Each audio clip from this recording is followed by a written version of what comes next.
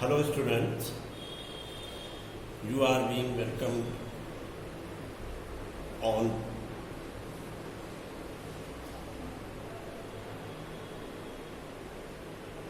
online classes from Ranthambore Senior Secondary School, Swaimādhupur। अभी आपके सामने पहला चैप्टर है टेंसेस। तो दोनों ही क्लासेस चाहे 10th हो या सीनियर हो, दोनों में एक कॉमन टॉपिक है टेंसेस। जैसा कि आप देख रहे हैं, इसके अंदर प्रत्येक टेंस के 3 भाग होते हैं और प्रत्येक टेंस अपने अंदर 4 भाग रखता है। पहला जो टेंस है उसको कहते हैं प्रेजेंट, जो आप अच्छी तरह जानते हैं कि वर्तमान है, और इसकी छोटी सी पहचान है कि इसके नाम के आगे जो ब्रैकेट के अंदर हे, ही, हो, हैं, हूँ जो लिखा हुआ है वो आपको किसी भी अवस्था में केवल प्रेजेंट का बोध कराएगा। अगर आप किसी भी ट्रांसलेट के अंदर हिंदी से इंग्लिश के ट्रांसलेट में हिंदी के अंत में हे, ही, हो, हैं, हूँ अगर देखते हैं या उच्चारण निकालते हैं या इसको इंग्लिश में कन्वर्ट करना चाहते हैं तो केवल इसके लिए प्रेजेंट को सोचना है। इसी प्रकार से पास्ट जो गुजर चुका है, भूतकाल है, जिसकी पहचान मैंने एक कोष्टक में लिखी है आपको, था, थे, थी के रूप में। अगर किसी भी वाक्य के अंत में आपके उच्चारण में, जिसको कि आपको इंग्लिश में बदलना है, अगर था, थे, थी का अंत होता है तो केवल हमें पास्ट के बारे में सोचना है। हम उस समय ना तो प्रेजेंट के बारे में सोचेंगे और ना ही फ्यूचर के बारे में सोचेंगे। ठीक इसी प्रकार से फ्यूचर टेंस जो है वो भी अपने अंदर 4 प्रकार रखता है, और इसकी जो ब्रैकेट पहचान है, केवल गा, गे, घी अगर किसी भी वाक्य में आता है, अंत में आता है क्रिया के साथ। क्रिया हमेशा वाक्य के अंत में होती है, और अगर इस क्रिया के साथ गा, गे, घी का अंत आपका उच्चारण निकालता है तो इसका मतलब हम केवल इंग्लिश बनाते समय फ्यूचर काल के बारे में सोचेंगे। अब आती है बात कि प्रत्येक टेंस जो है अपने अंदर 4 भाग रखता है। सिंपल प्रेजेंट, या मैं दूसरे शब्द में कहूँ कि प्रेजेंट इंडेफिनिट। हमारी बुक्स, अदर टीचर्स या और दूसरे भी लोग कहते हैं कि प्रेजेंट इंडेफिनिट कहें, सिंपल प्रेजेंट कहें या सिंपल ये प्रेजेंट इंडेफिनिट कहें। इसकी हिंदी पहचान होती है ताहे, तिये, तेहे, ताहू। इसी प्रकार प्रेजेंट कंटिन्यूस। कंटिन्यूस का मतलब क्या होता है? लगातार होना, और इसके किसी भी प्रकार के वाक्य के अंत में अगर आपके मुंह से रहा है, रहिए, रहे हैं की ध्वनि निकलती है, और ये स्वाभाविक बात है कि जब हम किसी भी क्रिया को लगातार बताएंगे तो उसमें आपकी क्रिया के साथ 2 उच्चारण जुड़े होंगे निश्चित रूप से, रहा, रही, रहे या हुआ, हुई, हुई। अब हे तो आपने ऊपर देख ही लिया कि जो हे पाया जा रहा है वो प्रेजेंट का बोध करा रहा है, और अगर इसके साथ हे के साथ रहा, रही, रहे जुड़ जाता है तो आप फौरन देख लें कि प्रेजेंट कंटिन्यूस होगा। इसी प्रकार से तीसरा इसका भाग है प्रेजेंट परफेक्ट। परफेक्ट का मतलब होता है किसी भी क्रिया का पूर्ण हो जाना, किसी भी कार्य का पूर्ण हो जाना। और इस परफेक्ट को आप परफेक्ट के नाम से याद नहीं रखें, पूर्ण नाम से याद नहीं रखें, बल्कि परफेक्ट का मतलब याद रखें आप चुका, चुकी, चुके। प्रेजेंट का तो मतलब है आप पर देख ही रहे लिखा हुआ, और परफेक्ट का मतलब चुका, चुके, चुके। तो अगर हम दोनों को एक साथ मिला के बोलते हैं तो इसकी हिंदी पहचान आपके सामने हो जाती है। प्रेजेंट परफेक्ट का मतलब होता है जिस क्रिया के साथ चुका है, चुकी है, चुके हैं की ध्वनि निकलती है। ठीक इसी प्रकार से चौथा टेंस है प्रेजेंट परफेक्ट कंटिन्यूअस। कुछ क्रिया का वर्तमान में पूरा हो जाना और उसी वर्तमान में उस क्रिया का लगातार आगे चलते रहना। ये जो काल है, चाहे वो प्रेजेंट परफेक्ट का हो या पास्ट परफेक्ट कंटिन्यूअस का हो या फ्यूचर परफेक्ट कंटिन्यूअस का हो, ये जो काल है हमेशा समय के साथ क्रिया का बोध कराता है। इसमें जो पहचान होती है वो ये है कि आपके किसी भी हिंदी वाक्य के अंदर, किसी भी ट्रांसलेट में, किसी भी उच्चारण में, हिंदी वाक्य में कहीं ना कहीं समय शब्द के बाद से की आवाज़ निकलेगी, और अंत में जो है रहा है, रही, रहे हैं की आवाज़ निकलेगी। इस तरह से आपके सामने प्रेजेंट की 4 अवस्थाएं मौजूद हैं। सिंपल प्रेजेंट को आप याद रखिए ताहे तिए तेहे के नाम से। और प्रेजेंट कंटिन्यूस को आप याद रखिए रहा है रही है के नाम से। और प्रेजेंट परफेक्ट को याद रखिए चुका है चुकी है चुके हैं के नाम से। और प्रेजेंट परफेक्ट कंटिन्यूस को याद रखिए समय शब्द के बाद से तथा अंत में रहा है रही रहे हैं या हुआ है हुई है हुए हैं। छोटे रास्ते से बताता हूँ आपको, छोटे तरीके से बताता हूँ। प्रेजेंट का मतलब है याद रखो हमेशा के लिए। सिंपल का याद रखो ता, और अगर हम दोनों को जोड़ देते हैं तो ताहे तिए ते हैं इसकी ध्वनि निकलती है। तो आप फौरन माइंड कर लें कि प्रेजेंट इंडिफिनिट का वाक्य। प्रेजेंट का मतलब आपके सामने मौजूद है ही होए हों। और कंटिन्यूस का मतलब याद रखो रहा रही रहे। और इन दोनों को अगर हम जोड़ के बोलते हैं तो ये आपको इसकी हिंदी पहचान याद ध्यान में आ जाती है कि रहा है रही रहे हैं इसकी पहचान है। और इसी प्रकार से परफेक्ट का याद रखो चुका चुकी चुके। और अगर प्रेजेंट को है के साथ बोलते हैं तो इसका मतलब चुका है चुकी है चुके हैं चुकी है। तो या है ये हैं, ये प्रेजेंट परफेक्ट की पहचान है। और इसी प्रकार से प्रेजेंट परफेक्ट कंटिन्यूअस से रहा है से रही है से रहे। जैसे राम, एक तो सेंटेंस है राम सो रहा है, ये सिर्फ राम सो रहा है। आप लोगों का ये सोचना होगा कि रहा है रही आ रहा है, ये भी कंटिन्यूस का बहुत करा रहा है।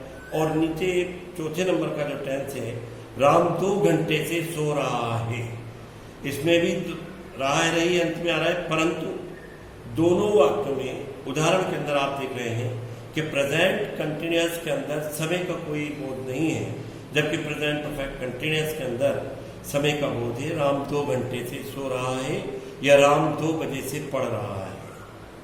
इसी प्रकार अगले टेंस में जब हम पहुंचते हैं तो सिंपल पास्ट है। और पास्ट का मतलब आप जानते हैं शॉर्ट फॉर्म में था थे थी। सिंपल का मतलब याद रखो था ती थे थे। या फिर आ ए ई की मात्रा पर वाक्य का अंत। इसी प्रकार से कंटिन्यूस का मतलब आप पहले देख चुके हैं रहा है रही आता है और इसके साथ पास्ट लिखा हुआ है तो इसका मतलब रहा था रही थी रहे थे या हुआ था हुई थी हुए थे। अगर हम बोलते हैं जैसे मैं 2 घंटे में पढ़ा रहा था तो ये भी आपका पास्ट कंटिन्यूअस है। और मैं सभा में बैठा हुआ था तो ये भी पास्ट कंटिन्यूअस टेंस।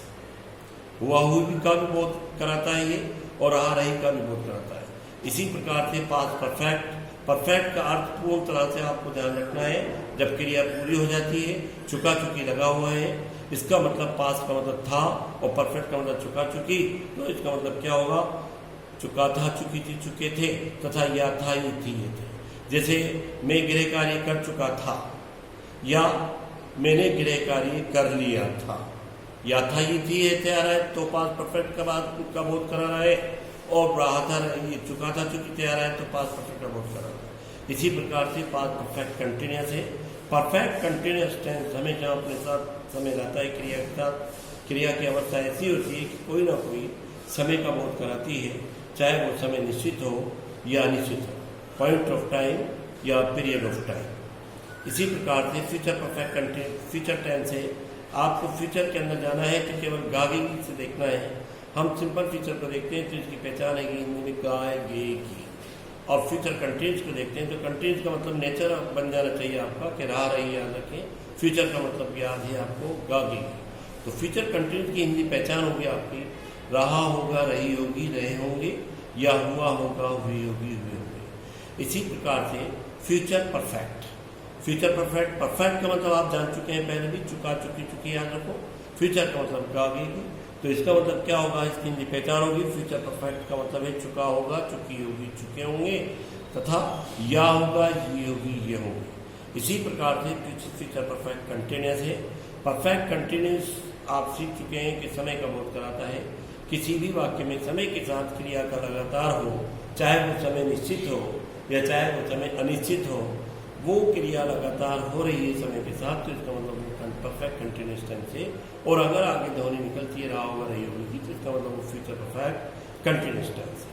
अब सवाल ये उठता है कि हम हर ईयर हर क्लास में हर स्टैंडर्ड में हमने टेंस पढ़े हैं और टेंस में हमने देखा है आपके दूसरे टीचर कहते हैं कि आप हर क्लास में टेंस पढ़कर आ चुके हैं और टेंस क्या पढ़ाए हम ऐसा है वैसा है। लेकिन सवाल ये है कि हम हर साल टेंस पढ़ते हैं और हर साल टेंस पढ़ने में फिर हम जो परीक्षा की तैयारी में लग जाते हैं, परीक्षा दे देते हैं, फिर हम टेंस का बस्ता बंद कर देते हैं। आवश्यकता टेंस की इसलिए पड़ रही है कि हमारे सामने आज की जो शैली है, एक ज़माना था जब टीचर पढ़ाता था और कोई मोस्ट बताता था तो वो आपका भाग्य होता था, वो मोस्ट आ जाता था। अब जो इंस्ट्रक्टर है, पेपर सेटर जो है, वो कहीं से भी आपकी जो किताब है, आपका जो कोर्स है, उसके बीच में से भी कहीं से प्रश्न पुटअप कर लेता है। तो जिस लड़के को अगर चैप्टर की कहानी ध्यान में है या जिस लड़के को पूरी कहानी का विवरण ध्यान में है, तो वो हिंदी सेंटेंस अपने माइंड में डेवलप करके उसको इंग्लिश बना सकता है। कुल मिलाकर के टेंस की आवश्यकता है वाक्यों की रचना की। ये आपके सामने अभी मैं बता रहा हूँ काइंड ऑफ सेंटेंसेस जो लगभग दोनों ही क्लासेस में, चाहे वो 10th हो या सीनियर हो, उसमें आवश्यकता पड़ती है। पहला टेंस सिंपल है या अफर्मेटिव कह सकते हैं इसे। दूसरा है नेगेटिव, जिसमें नहीं का बोध होता है। वाक्य के अंत में दोनों के फुल स्टॉप हमें लगाना है। और इसी प्रकार से तीसरे प्रकार का जो वाक्य है वो प्रश्नवाचक होता है, जिसके अंत में प्रश्नवाचक चिन्ह होता है। लेकिन आज भी आप कंफ्यूज रहते हैं। आपके 12वीं 10th स्टैंडर्ड में आके आप ये कहते हैं कि क्या राउंड्स होता है, तो आप इसको वाट से सेंटेंस को शुरू कर दें, क्योंकि आपके दिमाग में वाट का मतलब क्या होता है, जो मिस्टेक। अगर आपका सेंटेंस प्रश्नवाचक, दो प्रकार से इसकी रचना होती है। पहला प्रकार है प्रश्नवाचक का। एक तो आपका हिंदी सेंटेंस क्या से शुरू होगा, तो वाक्य उस टेंस की सहायक क्रिया से शुरू होता है। एक तो ये प्रश्नवाचक है। दूसरा जो प्रश्नवाचक वाक्य होता है, उसमें प्रश्न शब्द वाक्य के बीच में होता है। एक मैं सेंटेंस बोलता हूँ, क्या सीता सोती है, ये प्रश्नवाचक है। और दूसरा सेंटेंस है, सीता कहाँ सोती है, तो ये भी प्रश्नवाचक है। प्रश्नवाचक जो शब्द होते हैं वो आपके सिलेबस में 15 है। और प्रश्नवाचक शब्द जब भी वाक्य के बीच में होते हैं तो वो किसी भी जो प्रश्नवाचक शब्द WH से शुरू होते हैं, W से 8 प्रश्न शब्द होते हैं और H से 7 जो है प्रश्न शब्द होते हैं। इनसे अगर प्रश्न बनता है तो ये उसी समय बनता है जबकि प्रश्न पूछने वाला शब्द वाक्य के बीच में होता है। मैं कहूँ, क्या आप रोज दफ्तर जाते हैं, तो ये वाला वाक्य आपका केवल सहायक क्रिया से बनेगा, do you go to office daily. और मैं कहूँ, आप रोज कहाँ जाते हैं, तो कहाँ जब बीच में आया तो ये आप सहायक वाट से नहीं बनेगा या किसी भी से सहायक क्रिया से नहीं बनेगा, बल्कि ये बनेगा आप कहाँ रोज कहाँ जाते हैं, तो where do you go daily. इस तरह से दोनों में अंतर है। इसके बाद हम चौथे नंबर पे जब आते हैं तो इंट्रोनेगेटिव प्रश्नवाचक और नकारात्मक वाक्य होता है, जिसमें नहीं का और क्या का बोध होता है। इसी प्रकार से इम्परेटिव है, वाक्य आदेशात्मक होता है। इसका जब अंत होता है, अंत में फुल स्टॉप होता है। और आदेशात्मक, आप लोगों के दिमाग में बात होती है कि आदेशात्मक वाक्य में कहने वाला ऑर्डर कहेगा, कमांड कहेगा, एडवाइस कहेगा, ये बात नहीं है। बल्कि इंग्लिश में इसकी पहचान होती है कि मोस्टली इसके सेंटेंसेस मेन वर्ब से सेंटेंस शुरू होते हैं। हम दूसरे सेंटेंस जो देखते हैं, कोई वाक्य सब्जेक्ट से शुरू होता है, कोई वाक्य HE से शुरू होता है, कोई वाक्य WH वाले वर्ड से शुरू होता है, और कोई वाक्य WH और नेगेटिव बनने के लिए जो है नोट लगाया जाता है बीच में। लेकिन ये वाला सेंटेंस हमेशा मेन वर्ब की फर्स्ट फॉर्म से सेंटेंस शुरू होता है, अंत में इसके फुल स्टॉप होगा, बाजार जाओ, बाजार जाओ, ये आदेश है। गो टू मार्केट, तो आपने देखा कि इसमें ना सब्जेक्ट है ना हेल्पिंग वर्ब है, केवल मेन वर्ब है और मेन वर्ब की फर्स्ट फॉर्म। हमेशा इम्परेटिव सेंटेंस हमेशा मेन वर्ब की फर्स्ट फॉर्म से शुरू होता है और इसके अंत में प्रश्नवाचक चिन्ह होता है। इसी प्रकार से आपका छठे नंबर का जो वाक्य है वह एक्सक्लेमेटिव वाक्य होता है। ऐसा सेंटेंस जिसमें हास्य का भाव, विस्मय का भाव, आश्चर्य का भाव व्यक्त करता है, अंत में प्रश्नवाचक चिन्ह होगा।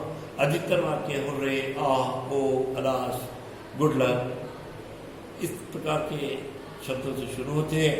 कुछ वाक्य जो वाट या हाउ से भी शुरू होते हैं। आप लोगों को माइंड में ये होता है कि वाट या हाउ तो WH वाला वर्ड से, मैं कहूँगा ये WH वाला वर्ड से, लेकिन इसको WH वाला वर्ड आपकी रचना में उस समय माने जब वाट या हाउ के जस्ट बाद हेल्पिंग वर्ब टेंस की बताई जाए, तब ये आपका जो वाक्य प्रश्नवाचक होगा। अन्यथा वाट या हाउ के तुरंत बाद जो है कोई भी एडजेक्टिव शब्द विशेषता बताने वाला शब्द पाया जाता है तो वो वाक्य वाट या से शुरू होने वाला क्या बन जाता है, विस्मयबोधक बन जाता है।